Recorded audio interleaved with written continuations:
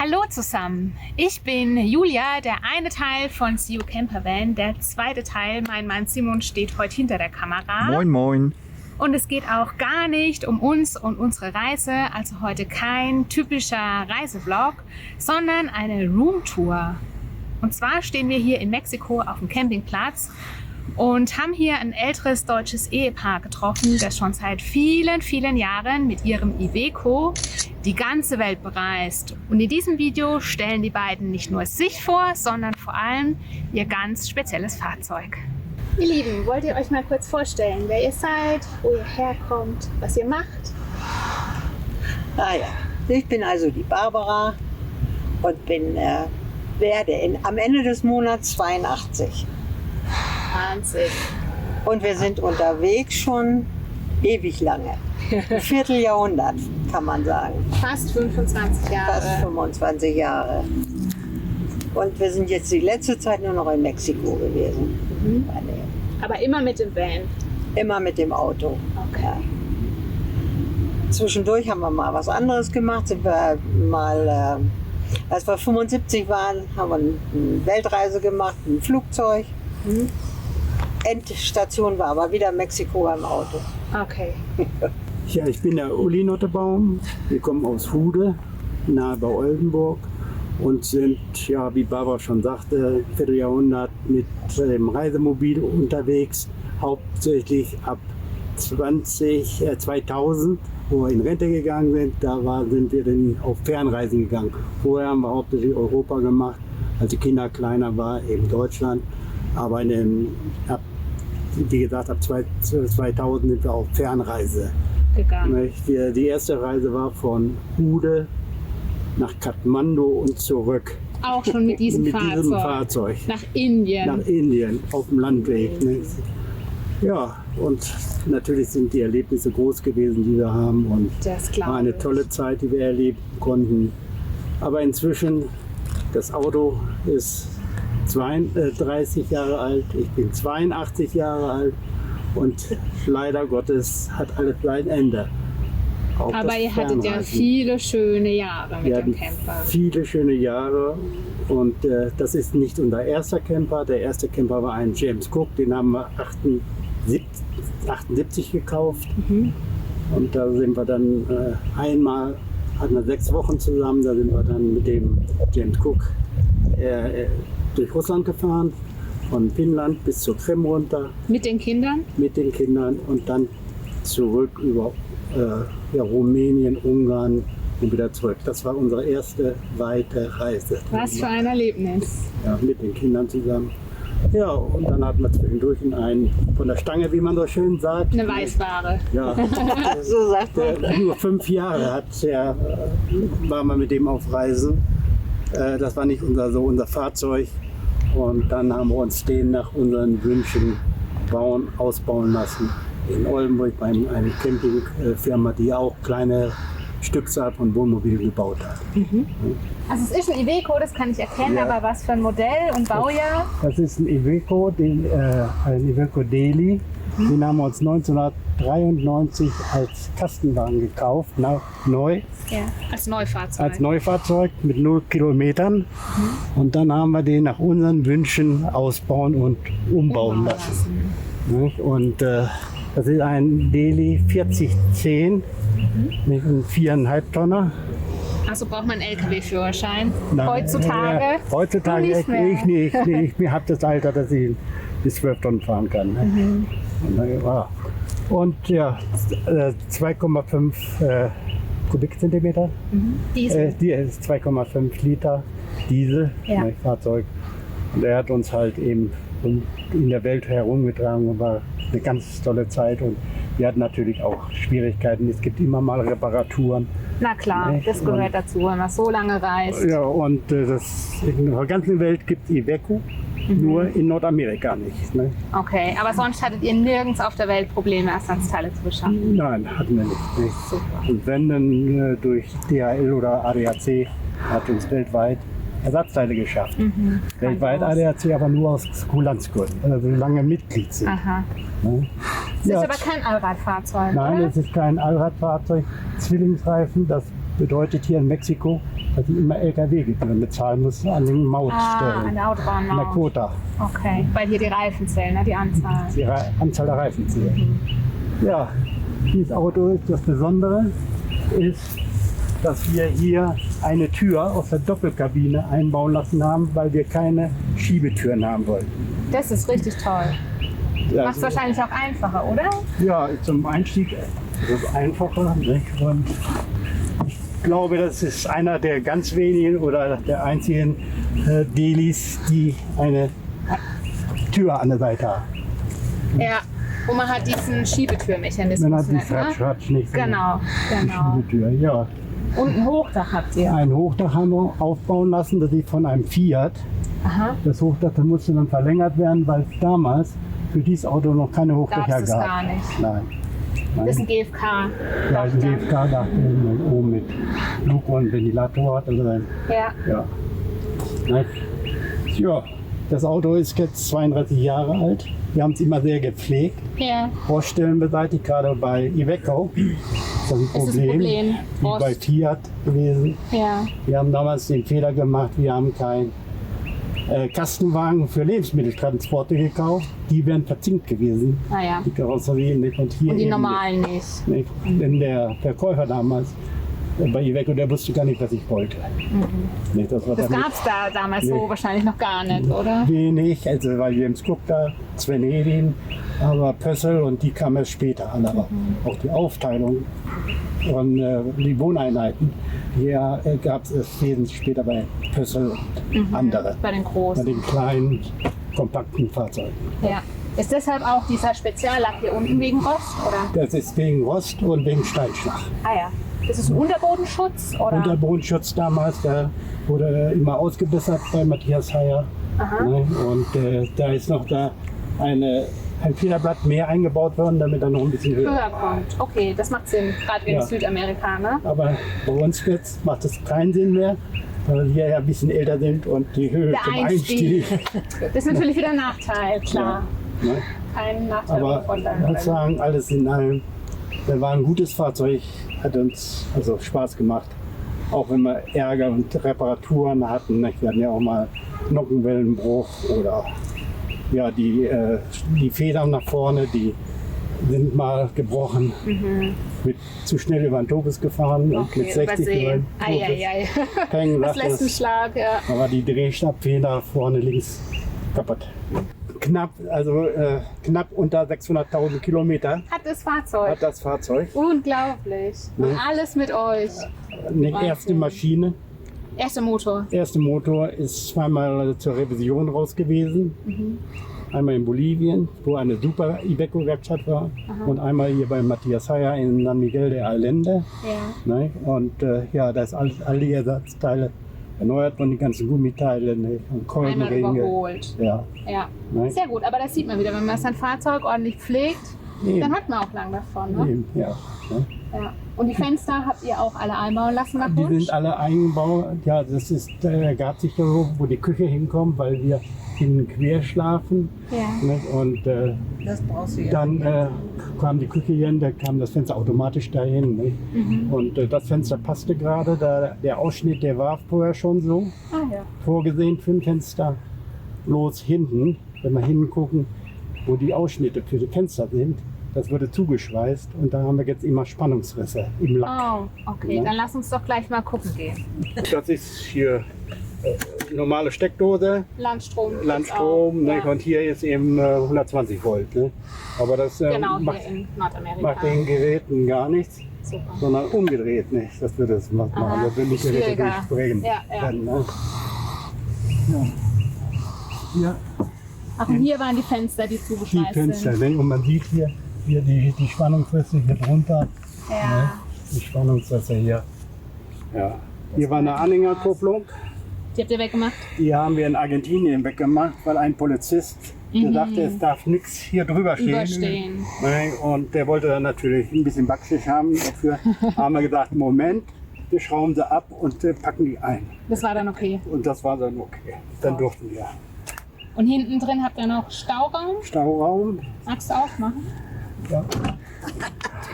Habe ich natürlich nicht aufgeräumt. Das macht nichts. Und Ne?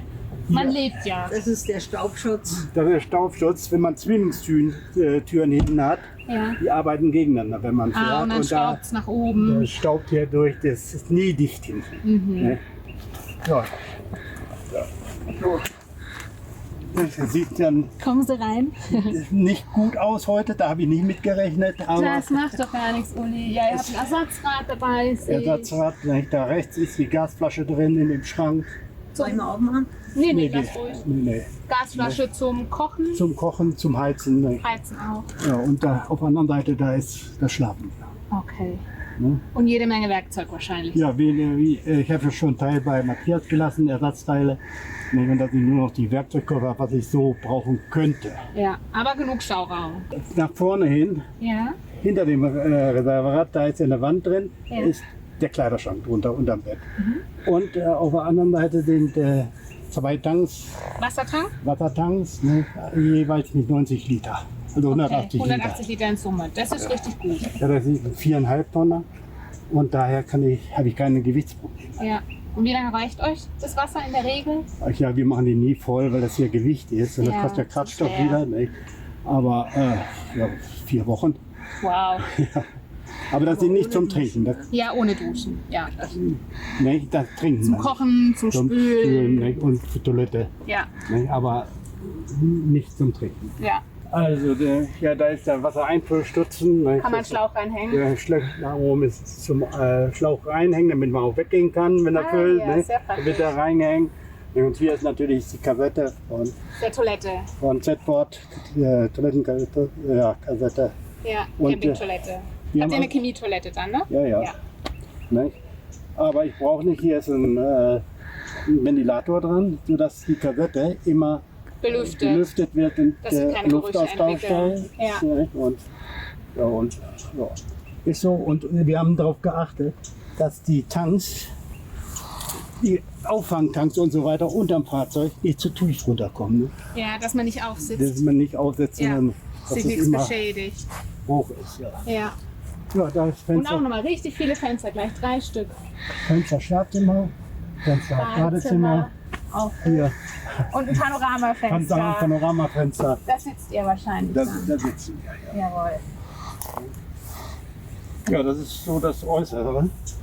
Und das gibt es auf dem Dach Dann noch, müssen wir ein Uli, bisschen Solar? weiter zurückgehen. Wahrscheinlich. Wir hatten von Anfang an Solarpaneelen drauf.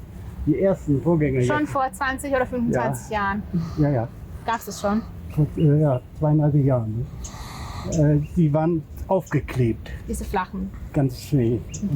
Die waren nicht besonders effektiv, weil die einmal nicht belüftet wurden Von unten wird zu Nein, heiß. und wahrscheinlich war die Solartechnik auch noch nicht so weit. Ne? Sind 2 Paneele. 2 Paneele, kleine. 2 kleine Paneele. Ne? Ja. Haben wir einen Windabweiser vor. Und da hinten ist nochmal ein Lüfter. Da ist ein Und Lüfter Pilz? von der Toilette aus, Ah ja. ne? Vom Toilettenraum, Ja. sodass die immer gut belüftet Das wird. ist so ein Pilz. Da ist so ein Pilz, Aha. so ein Lüfterpilz. Ja. Danke, Uli. Dann Ja. lasse ich dich mal hier draußen Ja, bitte, stehen und geh mal mit deiner Frau nach drin. bitte, mach das.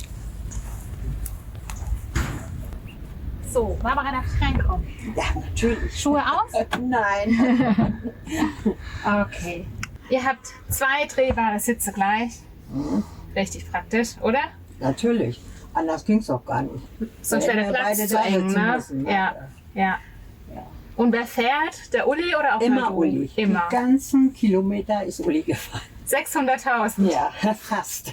Und du navigierst Ja, und bestimmst Das- die Route. ja. Ja. wie es so üblich ist. Ja. Habt ihr Klimaanlage oder nur den Ventilator? Nur den Ventilator. Klima schon, ja, kannst du einstellen hier. Ja. Das schon. Aber wenig Technik. Okay. Wir hatten viel mehr am Anfang, aber das Auto ist über 30 Jahre alt. Ne? Ja, und je weniger Technik, umso weniger fehleranfällig, So ist oder? es. Da Weniger zum Beispiel am Probleme. Fenster sind so kleine Kontakte, das war die Einbruchssicherung. Mhm. Und die hat euch Probleme gemacht? Nee, die ist einfach kaputt gegangen und dann haben wir haben sie ja sowieso, es ist nie was passiert, also Habt ihr es haben wir ausgebaut? es haben wir einfach gelassen. Ja.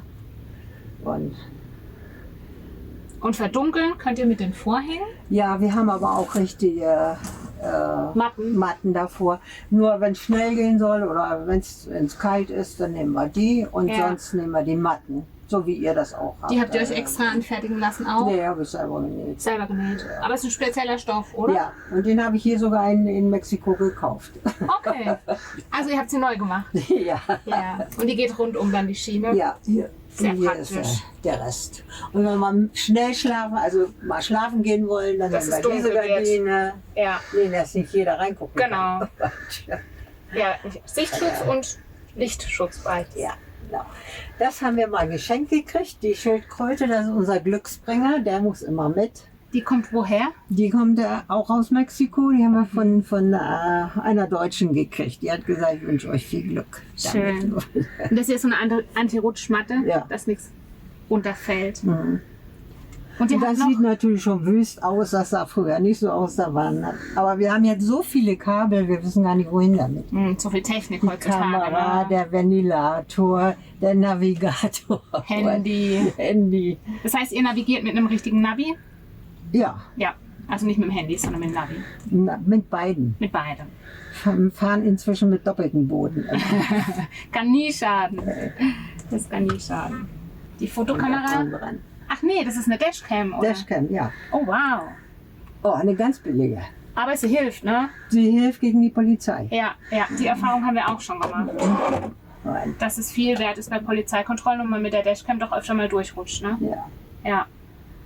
Und dann hier haben wir unsere ganzen Visitenkarten. Früher teilte man Visitenkarten aus. Ja. Alle Visitenkarten, die ihr in 35 Jahren gesammelt habt. Ja, so ungefähr. Das ist ein fettes Bündel, ja.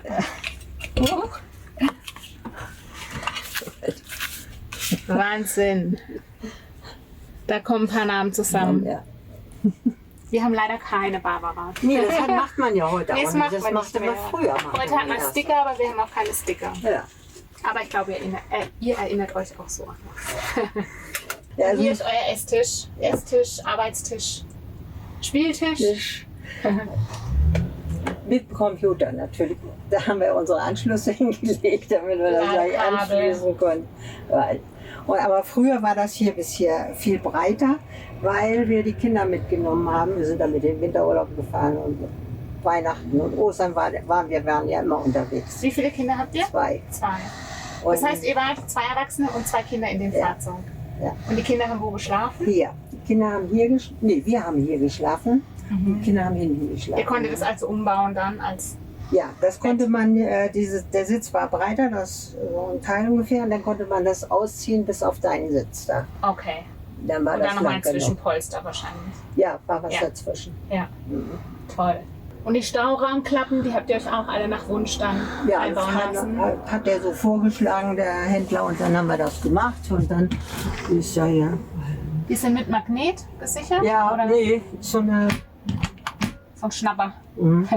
Und es fällt auch nichts raus, also sie halten wirklich zu. Ja, die halten gut hier. Und wir haben auch noch Ersatz, Ja. weil die brechen doch bei der Wärme jetzt und so, dann brechen die schon mal. Da oben haben wir diese Matten eben drin und Rucksäcke und sonst was alles. Das ist das Fach überm Ja. Fahrerraum quasi. Ja. Ja, das ist auch schön groß. Da geht ordentlich was rein, ne? Mhm. Ja. Krimskrams hat man ja immer genug. Es ist praktisch alles genutzt hier. Ja. Da kannst du auch wohl reingucken. Oder? So. Jetzt stehen wir ja schon fast in der Küche, Barbara. Ja. Da gibt es auch jede Menge Platz. Ja, aber da guckt man besser nicht rein. Bücher. Und die Lebensmittel und so, die sind dann wahrscheinlich hier. Lebensmittel habe ich hier teilweise hier, Ja. das kann er dann nicht sehen, da teilweise hier. Auch jedes Eck hier Jedes genutzt, Eckchen ne? ist hier genutzt. Hier ist hauptsächlich Geschirr, Gewürze. Ja. Das ist euer Kühlschrank? Das ist der Kühlschrank, aber das ist nicht der ursprüngliche, weil der kaputt war und der hätte Unmengen an Geld hier gekostet. Der Campingkühlschrank. Ja, der kennt die Und das ist ein normaler zwei haben wir Haushalts- zwei haben wir verbraucht und beim dritten haben wir jetzt gesagt, machen wir nicht mehr. Ja. Das ist jetzt ein ganz normaler herkömmlicher hier aus Mexiko. Haushaltskühlschrank. Haushaltskühlschrank. Und wenn wir an Strom sind, ist er ange. Und wenn wir nicht am Strom sind, dann haben wir eben nur noch da unten die Kühltruhe. Die ist unterm Sitz, Ja. oder? Ah ja. Das heißt, müsst ihr dann den Kühlschrank umräumen in die Kühltruhe, oder? Eigentlich, wenn wir fahren, ist nicht so schnell aufgetaut. Ja. Wir können das, wir haben da was drin, wir haben hier was drin. Okay. Der ist ja riesig hier. Mit Gefrierfach, mit kleinem. Ja. Nutzt ihr das auch? Eis mache ich jeden Tag. Wir Eis. haben hier einen Drink. Ach ja. Euer Tequila. Was Ja. heißt Tequila Ananas? Hier ist der Herd, Ganz normaler Gasherd. Zweiflammig. zweiflammig. Die Gasflasche ist eine deutsche Flasche noch. Ja, alles deutsch noch. Mit Gasadaptern dann auch zum Auffüllen. Ja. Ja, das Waschbecken, Ja. Spüle. Mühle. Ich nehme das wieder mal raus und dann, Ja, reicht. Ja, was Normale sogar. Größe, ne? Normale Campinggröße. ja, Hier oben habt ihr auch nochmal auch noch eine Fläche. Ablagefläche. Mhm. Super. Und da ist die ganze Technik. Ja, und da kenne ich nur, das ist hier ist die Heizung. Ja. Das hätte Uli erklären sollen. Dann können wir das nachher mit dem Uli machen. Das ist hier unser Strom. Siehst du, wir haben jetzt 13,5 geladen, da kommt von da oben auch. Ja. Und 13, das ist für Batterie an und aus. Das ist hier ist die Pumpe. Die Pumpe für Wasser. Für hier. Also Ihr könnt für, die auch abschalten. Ja, Ja. für Wasser im Klo und hier. Ja. Und das ist, der Tank ist jetzt zurzeit leer und da so viel Wasser haben wir. Euer noch. Brauchwassertank. Ja. Ah ja, also man sieht hier auch an den Farben, wie voll der voll, Tank noch ja. ist. Das ist sehr, sehr praktisch. Und ihr könnt mit eurer Heizung auch Warmwasser machen, sehe ich. Nee, das Nee? konnten wir früher. Den Boiler haben wir ausgebaut, weil er auch kaputt war. Zweimal Okay. kaputt war. Weil wir gesagt, wir brauchen hier kein warmes Wasser. Ihr geht dann auf den Campingplatz. Genau. Ja, aber ihr konntet mal. Ja, Und es ist eine Truma-Heizung aber noch. Die ist noch die drin. ist da unten drin. Mhm. Dann haben wir hier einen Unterbodenschutz und dann waren hier von der Heizung wurde das hier alles warm gemacht. Auch unten. Ach so, unter die der Boden. Auslässe von der Ja. Heizung. Ja. Hier ist auch noch einer. Ja, Ja. Und hier ist euer Badezimmer. jawohl, Darf ich reingucken? natürlich. Schubs. Ah, toll, die Tür geht ganz rum. Da ist eure, genau, die Tedford Campingtoilette. Ja, die von außen zu bedienen ist. Ja. Dann die Dusche. Die Dusche, da wird der Schlauch rausgezogen. Ah ja, okay, die hat so ein, ja, sehr praktisch. Waschbecken. Auch nochmal Stauraum wahrscheinlich. Ja. Überall. Da, Ja. Sonst kann alles nass werden. kann alles Macht nass nix. werden. Nee. Noch nie Probleme gehabt mit Schimmel oder so. Muss aber auch sagen, wir duschen nicht so oft hier drin. Ja, eher auf dem Campingplatz. Früher schon, nein, und wenn, dann haben wir draußen geduscht. Mit Außendusche. Ja. Konntet ihr den Schlauch nach außen hängen oder hattet ihr eine extra Wir Dusche? haben einen extra, den haben wir auch da draußen dran gehängt an diesen. Aha, wo wir Halter, vorhin ja. gesehen haben. Ja. Ja, ist praktisch einfach bei den Temperaturen, ne? Ja. Ja. Und das ganze Abwischen immer wieder macht ja auch keinen Spaß. Nee, das ne? stimmt. Alles trocken reiben. Ja. Aber die Toilette ist einfach Gold wert, ne? Die kannst Ja. du so sagen. Ja, ja. Ja. Und Tageslicht macht natürlich auch viel aus, ne? Dass man auch lüften kann und einfach ein bisschen Tageslicht reinkommt. Wie stellt ihr? Das ist ja, wir haben ja hier normale Steckdose, eine deutsche. Ja. Ach so, und das hier ist eure Adapter hier auf die 110 Stecker. Ja. Ja, aber ist gut, hat man gleich 3 Anschlüsse. Mhm. Praktisch. Und da hinten ist euer Schlafgemach. Ja, Das genau. ist fest. Das ist Festes fest. Bett, ja. Fest brauchen wir nicht umbauen. Ja. Und mit der Zeit haben wir gemerkt, wir brauchen ein bisschen mehr Stauraum da hinten drin. Man liest mal abends, man hat eine Brille. So. Dann habt ihr euch oben haben wir diese so ein Ding genäht, da so ein paar Taschen. Ablagefächchen. Ja. Wie breit ist euer Bett ungefähr? 1,40 Meter? 1,40 Ja. und 1,80. Ja. Ist halt auch nicht so groß, ne? Da Nee, passt für große Leute ist das hier nichts. es. Nee. Das stimmt. Ja. Sehr gemütlich. Ach, und da kommt dann auch nochmal Licht rein, ja, durch das Fenster. Ja, und wir haben natürlich überall Licht. Ne? Ja. Das habt ihr ja sicher auch. Und das hier ist nochmal ein Moskitoschutz, oder? Ja, wenn wir die Türen oder Fenster aufhaben und die Mücken reinkommen, dann machen wir hier die Gardine noch mal vor. Ja, dass einfach das Bett nochmal doppelt gesichert Ja, ist. damit wir hier vor denen sicher sind. Ja. Dann, Und an der Eingangstür habt ihr aber auch eins, ne? Habe ich gesehen? ja, Ja. ja auch. Ja. Ja, braucht man unbedingt. Früher hatten wir ja Angst, ne? Wegen Dengue und so. Wegen, Oder? nee, was jemand einbricht. Ach so. Unsere Geheimwaffe hier. Euer drin. Pfefferspray, oder? Ja. Und hier habt ihr auch nochmal Deckenventilator, sehe ich Ja, gerade. der ist also, kann man reinpusten und rauspusten. Ja, ist Gold wert, ne? Wenn es warm ist. Mhm. Früher hat mein Hund, der hat hier unten gelegen, Unter Ventilator. unter dem Ventilator, und der war dann nachts an und der kriegte ein Handtuch und nasses über sein Fell. Dass er gut schlafen Ja. konnte. Ach süß. Der kannte das auch schon, als er ist. Ja. Ja. Ein sehr schönes Fahrzeug auf jeden Fall. Mhm. Und auch die Deckenhöhe gefällt mir gut. Ja, Einfach nochmal ein ganz anderes Raumgefühl. ja, ja. Wir merken das schon gar nicht mehr. Ne? Ja, klar, man gewöhnt sich dran. Wenn wir überlegen, die ganzen Jahre immer ein halbes Jahr hier drin gelebt, das ist ja schon einige Zeit. Ja. Ja, man gewöhnt sich dran. 30 Jahre, 15 Jahre hier drin gelebt. Verrückt. Ihr seid Ja. immer ein halbes Jahr gereist und Immer ein ein halbes halbes- Jahr zurück nach Deutschland, ne? Mhm. Ja. Noch ein ganz tolles Detail, und zwar haben sich die beiden für Winterurlaube einen doppelten Boden einbauen lassen mit Lüftungsschlitzen, und hier sieht man auch nochmal die Erhöhung, und die Heizung lief dadurch, das heißt, es war immer warme Luft zwischen dem Boden und man hatte nie kalte Füße. Wie toll ist das? Vielen Dank euch beiden auf jeden Fall für den Einblick ins Fahrzeug. Und jetzt interessiert mich natürlich noch, was war eure, ich weiß nicht, verrückteste Reisegeschichte oder die schönste oder die schlimmste Panne oder ein paar Ja, Anekdoten? die verrückteste Reise war, dass wir in Bolivien an den Jesuiten-Missionen gefahren sind, auf einer ganz Schotterpiste Richtung Brasilien. Und hinter Cochabamba ist dann die Nockenwelle gebrochen. Oha, im Nirgendwo wahrscheinlich. Eben nirgendwo. Wir konnten uns noch so zurücklaufen lassen auf dem Parkplatz. Ja, so eine Ausbuchtung. Ausbuchtung, nicht? Und ja, und dann, das haben wir hinterher erfahren, das waren die Hauptdrogenroute. Oh je, Kartell. Ja, und haben einige angehalten. Die haben uns auch einen Abschlepper angeschickt. Der kam natürlich mit einem dicken Baumstumpf, war ein LKW. Und ja, der hat uns dann nach Iveco, nach Cochabamba gebracht. Da war eine Werkstatt. Da war eine Iveco-Werkstatt von einem Italiener geleitet. Hervorragend, besser als in Deutschland manche Iveco-Werkstätten. Mhm. Und die haben uns dann die Nockenwelle ersetzt.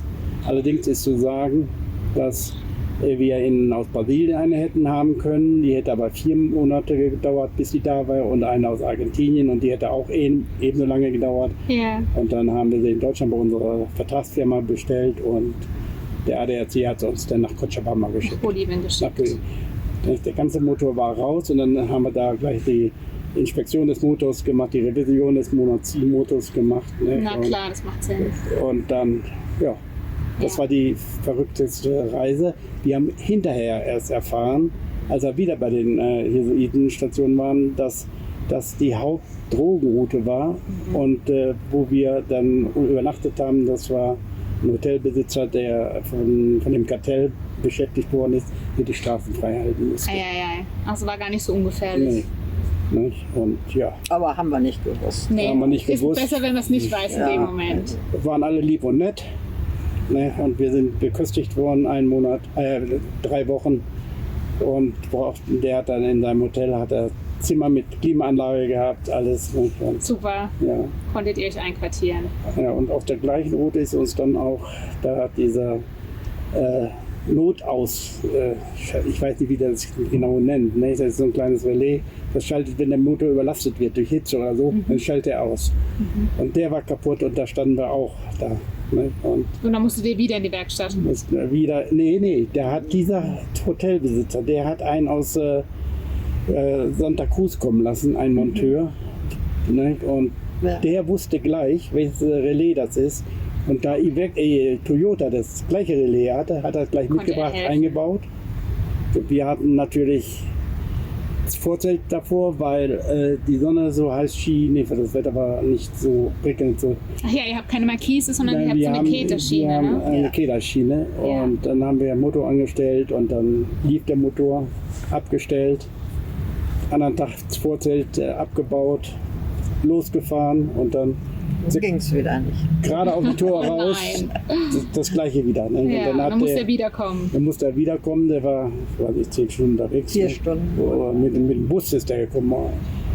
Ja, und dann haben wir aber gesagt, hat das wieder eingebaut, das gleiche Relais, und das lief aber dann. Und dann haben wir aber den Monteur mitgenommen bis zur nächsten Bushaltestelle, falls wir wieder liegen bleiben. Ne? Aber es ist heute noch drin, läuft immer noch. Toll, Ja. sehr gut. Ja, das war ja, in Indien, da stand man vor dem Bahnschrankenübergang Ja, Bahnübergang. und da tropft da vorne am Kühler Wasser raus. Aber ich hatte ja natürlich vorgesorgt und hatte die Flüssigkeit mit kühlerdicht da rein. Ne? Und dann laufen lassen, eine Stunde warten und so, bis es abgedichtet war. Dann sind wir aber in Indien in eine Werkstatt gegangen und die sagte, nehmt Kaugummi und klebt das zu. Kaugummi. Hat's funktioniert? Nee, war ja dicht. Ne? Ja. Nur für alle Fälle, wir wollten das ordentlich machen lassen, nicht Ja, na klar. zulöten lassen. Nicht? Damals hatten wir noch einen verzinkten, also einen Metallkühler, jetzt ist alles Plastik. Ne? Ja, ja. Ja. Und du hattest mir gerade was erzählt, was du heute rückblickend anders machen würdest. Ja, rückblickend würde ich wahrscheinlich das längere Fahrgestell nehmen mit 50 cm länger. Wie lang ist er jetzt? 6 Meter ist das Auto. 6 Meter genau. Ne? Und dann 6,50 Meter. Dann hätten wir Längsbetten einbauen können, das ist im Alter angenehmer. Ja, wenn man nicht immer übereinander Weil krabbeln man nicht muss. übereinander. Ne? Und es ist wichtig, da haben wir auch darauf geachtet, das Bett einbauen, dass man im Bett sitzen kann. Nicht, dass die Kopfhöhe. Ja, ne? zum Lesen. Ja, und auch wenn man aufsteht, sich da jetzt Ja. hinsetzen kann. Wir müssen ja erstmal hoch, wir haben ja extra einen Tritt da, Ja. rechts, da unten. Ne? Ja. Und das ist sehr angenehm dann. Ja. Ja. Sonst das Auto läuft und läuft und läuft. Aber ihr trennt euch jetzt davon, Ja. richtig?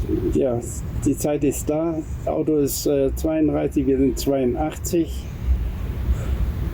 Und wir trennen uns schweren Herzen. Und wir haben hier aber einen Käufer gefunden, ein kleiner Campingplatzbesitzer, ein Schweizer, Hier in Mexiko? hier in Mexiko unten am Pazifik.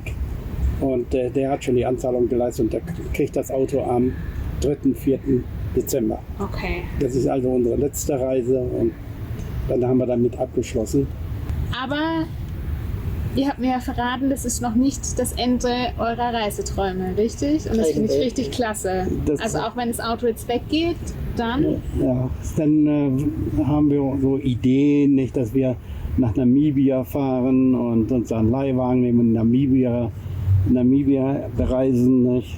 Oder dass wir haben immer gesagt, wenn wir alt sind, fahren wir nach Australien. Da waren wir nämlich noch nicht. da wart ihr noch Aber da wir noch nicht alt sind, sind wir noch nicht in Australien Sehr gut. gewesen. Australien Ne? wartet auf euch. Ja, ne? Das heißt, Australien war auch in der Weltreise damals nicht mit Nee, dabei. war nicht Nein. drin. Nicht? Und das Auto jetzt nach Australien verschiffen geht nicht, jetzt Nee. lassen wir gar nicht mehr rein. Nicht? Ja, ja, und in Australien sind ja auch die Einreisevorschriften so Ganz streng, schwierig. nicht? Und Picobello sauber, kein Ölfleck da drunter. Genau. Nicht? Auch nach Deutschland zurück verschiffen, dieses Auto, das kriege ich gar nicht mehr angemeldet. Das hat ja keine Umweltplakette, nichts, Ja. null. Das Ne? ist schon Oldtimer. Ist ja, die kann ich nur nach Deutschland verschiffen und als Oldtimer dann einführen. Dazu muss das, weil das aber seit 2004 nicht mehr beim TÜV war, ganz neu vermessen werden, neu zugelassen werden, das Auto. Ja, das kostet ja viel zu viel Und Geld. dann kommt dazu, dass sie ein Gutachten haben, ob das ein Oldtimer ist oder nicht. Nicht sind zwar alles Ersatzteile und ja, und so verschiedene Teile. Reifen müsste ich andere haben, Windschutzscheibe müsste ich andere haben. Das sind amerikanische Reifen, die Windschutzscheibe ist eine argentinische. Es sind ja laufende Einschläge drin hier. Ja, klar, natürlich. Und die ganze Gasanlage müsste raus, dieser Ofen, den wir haben da drin, der Heizkörper, der ist gar nicht mehr zugelassen in Deutschland. Der ist, also da käme gar nicht mit durch den TÜV. Viel zu viele Ja. Hürden. Ja, viel zu viele Hürden. Ja, dann lieber verkaufen und Ja, anderweitig hier reisen. lassen. Ja. Genau. Die Camper-Saison ist damit abgeschlossen, haben uns jetzt so langsam schon mit abgefunden, aber Natürlich schweren ein Herzen. lachendes, mein weinendes Auge natürlich. sagt man, ne? Das ist ja euer Zuhause über viele, viele Jahre. Mhm. So ist es. So. die schönste Reise oder so, kann man einfach nicht sagen. Nee. Jedes Jedes Land Jedes hat Land. seine. Reize und seine Leute, hier zum Beispiel in Mexiko, sind sie ganz nett, freundlich und hilfsbereit. Ne? Ja. Und, aber Das vermissen wir in Deutschland. Ja, das glaube ich. ne, Das Fröhliche, das Ja, Offene, das du guckst die Leute Hilfsbereite. an und die lachen. Ja, und grüßen. Ja, grüßen, grüßen. freundlich. In Deutschland, wenn du da hinkommst, dann gerade so lange, ein halbes Jahr oder manchmal waren wir ja auch ein Jahr unterwegs, dann laufen sie in Deutschland alle mit so einem Gesicht rum. Ja. Die schlechteste Unterschiede. Die sind nur am Rummeckern, Jammern. am Jammern. Ne? Ja, und eigentlich geht es ihnen gut, ne? Ja. Ja, und hier sind die Leute fröhlich, gut drauf, Stimmt. sind mit vielem zufrieden. Ja, War das auch ein Grund, der euch immer wieder zum Reisen gebracht hat? auf jeden Fall, Ja. auf jeden Fall. Nicht? Und wir hatten schon immer den Drang, irgendwie nicht Wir nur sind zu immer gereist. nicht? Und Schon in jungen Jahren. auch ohne Hochzeitreise Kinder. ging nach Greinau. die Hochzeitreise, Wie alt ja. wart ihr damals? 21? 21. Wir sind ja inzwischen 61 Jahre verheiratet. Wir Ja. haben Diamanten noch Hochzeit hinter uns. Unglaublich. Herzlichen Glückwunsch. Also Ja. auch das schaffen ja heutzutage nicht mehr viele. Nee, ne? Und was haben Freunde und Familie damals gesagt, als ihr los seid, dann im Ja. Rentenalter? Schwiegervater hat als erstes gesagt, man kann euch ja gar nicht mehr erreichen. Daraufhin haben wir uns ein Telefon angeschafft, so einen langen Knochen. Ja, so mit raus die Ja, Antenne. ja, ja. Aber auch, ja, Und die Nachbarn, die haben nur den Kopf geschüttelt. wie kann man Ja, aber das ich machen? Ach, und die sind ja erklärt. sowieso nicht da und Ne? Ja. Und die Kinder? Ja, die Kinder, die, ja, ja, die Kinder sind ja, ich würde sagen, die haben eigentlich nichts dagegen, weil sie selber das auch so machen. ja, Weil sie mit euch auch so groß geworden sind. Ja. unsere Kinder, ne? Unsere Schwiegertochter, die hat schon geguckt, ne?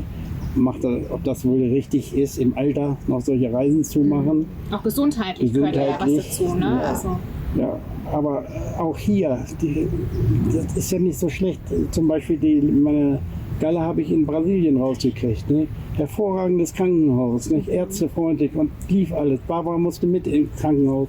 Wir kriegten ein Doppelzimmer. Barbara musste mich Pflegen. nachts pflegen. Ne?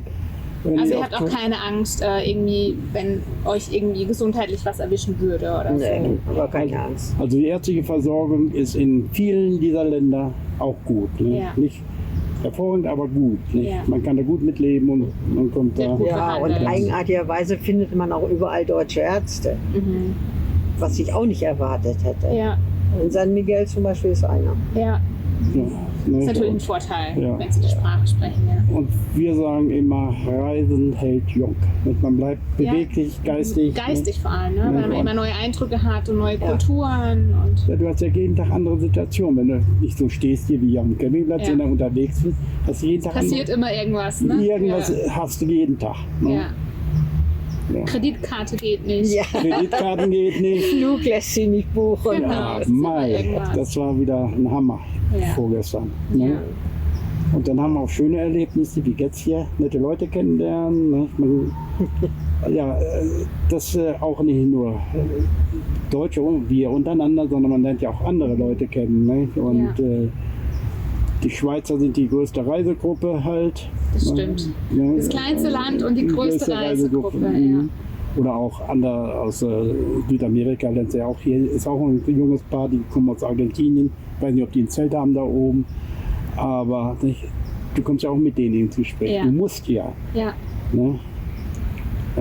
Ja, und wir haben ja ein spanisches Kennzeichen. Mhm. Wir, Wie kam es dazu? wir waren 11 Jahre Residente in Spanien, oder wir sind noch Residente in Spanien. Wir hatten dann eine Wohnung. Ne? Ferienapartment. Ferienapartment, ja, das von mehr oder weniger eine Doppelhaushälfte. Also von so einer Reihe in der Mitte, so ein Mittelhaus. Ja, gut und schön, ne? Aber wir hatten ja auch ein Reisemobil und wir wollten ja auch reisen. Ne? Und dann Und mehr Ferien- sehen wir immer den gleichen Ort. Ne, und dann eine Ferienwohnung dort. Wir sind dann über Weihnachten oft dahin gefahren zum Renovieren, weil alle Metallteile direkt an der Küste mussten ja Verrosten. jedes Jahr entrostet werden und neu gestrichen werden.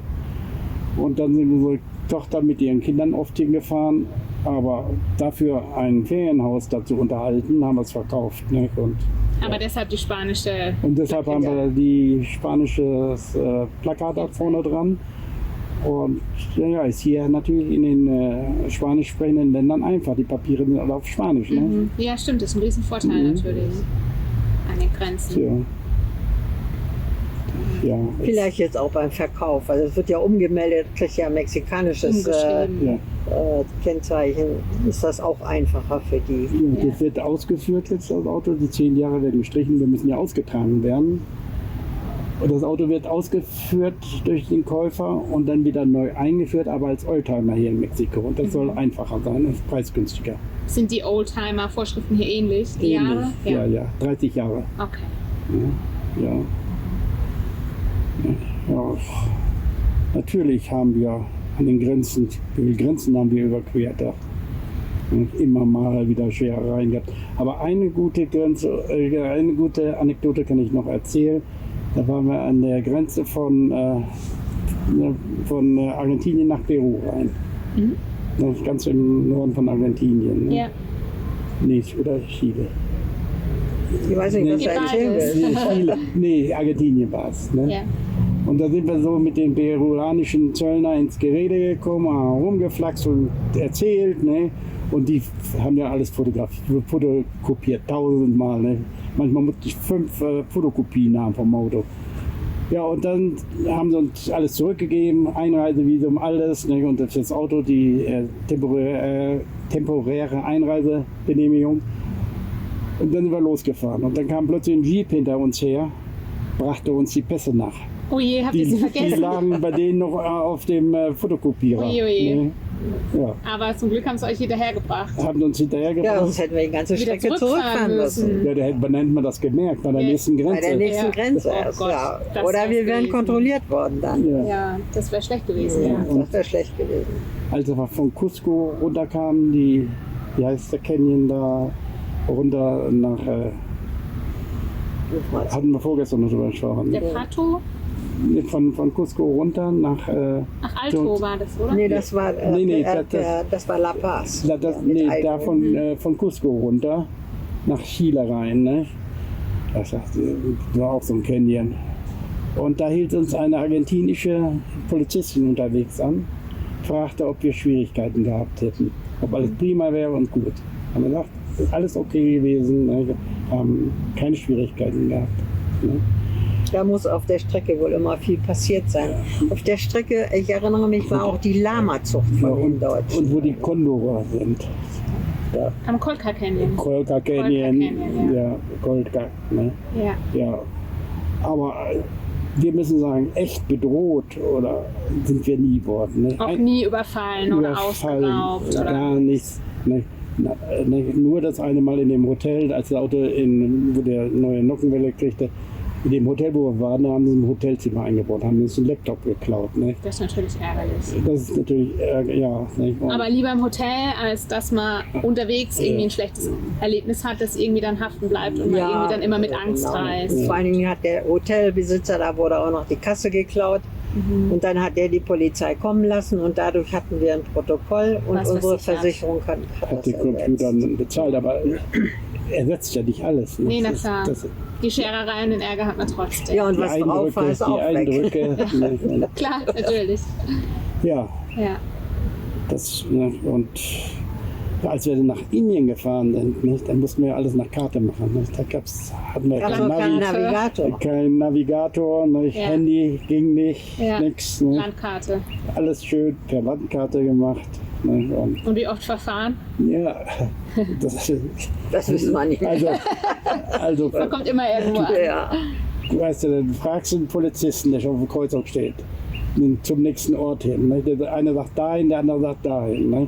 Und da sind wir dann viel nach Kompass gefahren, damit wir etwa die Richtung, allgemeine Richtung hatten.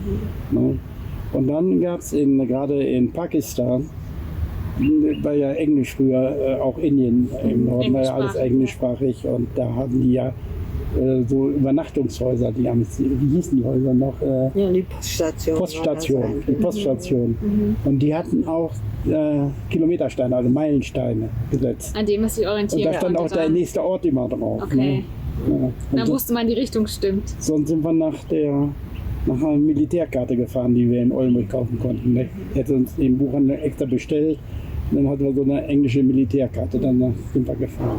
Das war noch ein richtiges Abenteuer, nicht wie heute mit Handykarte und Oberländerstellplätzen. Ja. Man wird ja so bequem dadurch, Ja. du verlässt dich ja vollkommen Ja, drauf. ja. Aber wir haben es in Bolivien gemacht, haben uns drauf verlassen und dann standen wir plötzlich in der Einöde. Da war nichts mehr, da hörte die Straße einfach auf. Aber wir konnten die Querstraße sehen, aber da war ein Feld dazwischen. Ging Seid ihr nichts querfeld mehr. eingefahren? Nee, wir haben gesagt, jetzt Ja. bleiben wir hier stehen. Es hat auch noch tüchtig geregnet. Ja, okay. Ne? Und dann haben wir gesagt, Kein Risiko. Motor aus, stehen bleiben, schlafen, am Morgen sind wir langsam Geht's zurückgefahren und dann, ja. Aber, ja, es gibt viele schöne Länder und wir haben auch viel gesehen und hat Spaß gemacht, aber naja, es ist so. Gibt es irgendwas, was ihr anderen noch auf den Weg mitgeben möchtet? Ja, Ja. keine Angst haben vor dem Reisen. Ja, Ja. Also nicht auf Presse oder sonst wo hören, selber entscheiden, traue ich mir das zu oder nicht. Ne? Die eigene Erfahrung. Eigene Erfahrung. Man kann sich von Mitreisenden, die man so trifft, kann man sich Ideen holen. Ne? Aber das ist auch immer subjektiv, ne? Ja, wie die das natürlich. erlebt haben. Ja. Ne? Ja, und ja, wir sind unsere Reisen immer gut gefahren und hat Spaß gemacht. Sehr schön. Ja, dann sage ich vielen Dank, Barbara, Uli, Ja. für die Zeit, Mhm. dass wir in euer Fahrzeug reingucken durften. Ja. Und ja, auch für die schönen Anekdoten auf jeden Fall. Und ich möchte mich noch bedanken. Hat Spaß gemacht mit euch. Schön, dass wir uns Freut uns. kennengelernt haben. Wir hätten viel versäumt, wenn wir euch nicht kennengelernt hätten. Dankeschön. Ne? Ja, und ihr habt uns auf jeden Fall inspiriert, weiterzumachen Auf und jetzt hier jeden nicht in Mexiko aufzugeben und Ne. ja, noch viele schöne Reisen folgen zu lassen, auf Ja. jeden Fall. Ja, Mexiko hat eigentlich noch viel zu bieten. Ja, das glaube ich. Euch wünsche ich auch alles Gute. Eigentlich sind wir Mexiko-Fan. Mittlerweile, ne, weil Ja. das Land so vielseitig ist. Ja. Ja. Ich hoffe, euch hat das Video gefallen und wenn ja, dann lasst auf jeden Fall einen Daumen nach oben da und schreibt in die Kommentare, wie euch der Iveco gefallen hat und was ihr auch von der Reise von Uli und Barbara haltet. Würdet ihr euch das auch trauen? Wäre das vielleicht auch euer Traum oder eher gar nicht und ihr sagt, die zwei sind verrückt? Schreibt es in die Kommentare und abonniert auf jeden Fall unseren Kanal und drückt die Glocke, damit ihr kein Video mehr verpasst. Dankeschön und bis bald.